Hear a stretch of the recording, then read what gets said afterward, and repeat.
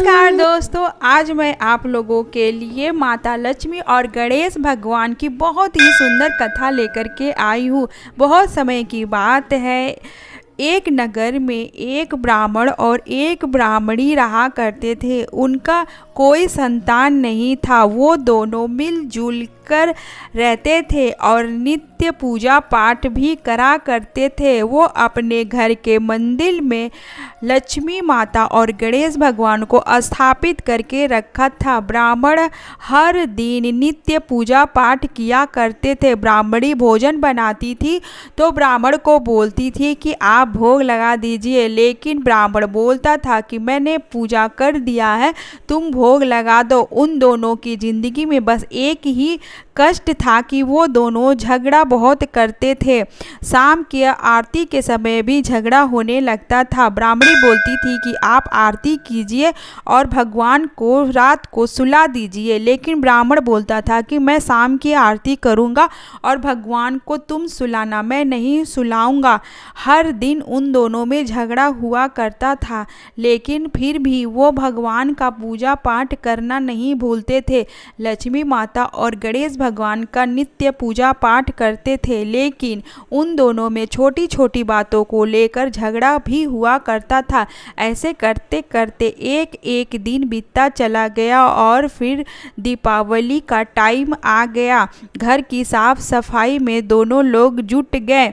लक्ष्मी माता और गणेश भगवान आपस में बात करने लगे कि ये दोनों बहुत झगड़ा करते हैं, अब हम दोनों दूसरे घर चलते हैं। तो रास्ते में देवरानी और जेठानी दोनों झगड़ा कर रही थी। जूठे बर्तन आंगन में पड़े थे, आंगन की सफाई भी नहीं हुई थी और भोजन का कुछ अता पता नहीं था।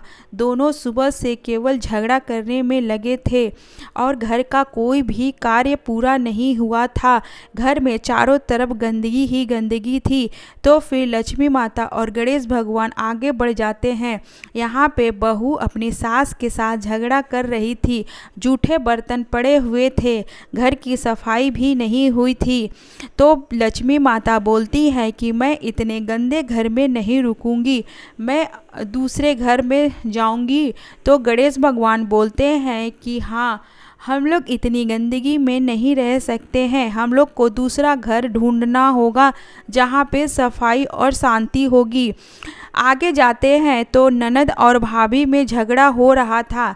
ननद भाभी बहुत ही तेज आवाज़ में झगड़ा कर रहे थे और घर की सफाई रुकी हुई थी। जूठे बर्तन किचन में पड़े हुए थे और भोजन पानी का कोई व्यवस्था नहीं था। तो लक्ष्मी माता और गणेश भगवान आगे बढ़ जाते हैं। आगे बढ़ते हैं तो क्या देखते हैं कि भाई भाई में झगड़ा हो रहा था और भाई भाई में झगड़ा इतना ज़्यादा बढ़ चुका था कि दोनों घर के बंटवारे की बात कर रहे थे। तो लक्ष्मी माता और गणेश भगवान थक जाते हैं और चारों तरफ घूम घूम कर कोई भी घर उनको नहीं समझ में आता है। तो थक हार कर दोनों लोग ब्राह्मणी के घर ही आना चाहते हैं और दोनों ब्राह्मणी के घर आ जाते हैं और दरवाज़ा बंद था। ब्राह्मणी अंदर भोजन बना रही थी और भोजन का अच्छा खुशबू आ रहा था पकवान का। तो माता लक्ष्मी से रहा नहीं गया, वो दरवाज़ा पीटने लगती है ब्राह्मणी का। तो ब्राह्मणी अंदर से आवाज़ देती है, आप कहाँ चले गए थे, मैं दरवाज़ा नहीं खोलूँगी। तो लक्ष्मी माता बोलती है, खोलिए, अब मैं आपका घर छोड़ के कहीं नहीं जाऊँगी। तो ब्राह्मणी बोलती है कि नहीं, मैं कैसे भरोसा करूं कि आप मेरा घर छोड़ के नहीं जाएंगी। ब्राह्मणी चालाक थी, वो लक्ष्मी माता से वचन ले लेती है। तो लक्ष्मी माता बोलती हैं कि मांगो, तुम मुझसे क्या चाहती हो।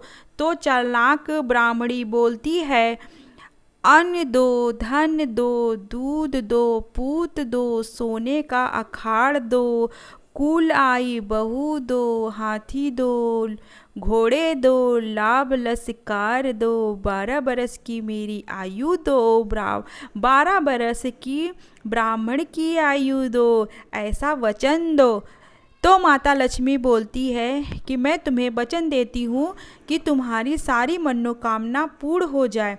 ये सुनकर ब्राह्मणी झट से दरवाज़ा खोलती है तो माता लक्ष्मी और गणेश भगवान दोनों ब्राह्मणी के घर में प्रवेश करते हैं।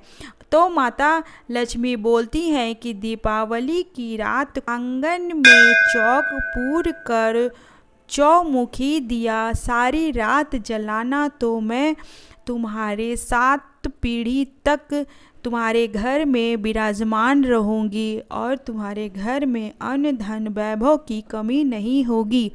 इतना कहकर माता लक्ष्मी और गणेश भगवान उस ब्राह्मणी के घर में स्थापित हो जाते हैं सदा के लिए। जिस प्रकार उस ब्राह्मणी पे दया किया माता लक्ष्मी ने, उसी प्रकार ये कथा कहने वाले और कथा सुनने वाले और कथा का ओंकार भरने वाले सभी पर कृपा बरसाए रखना। जय माता लक्ष्मी की, जय गणेश भगवान की।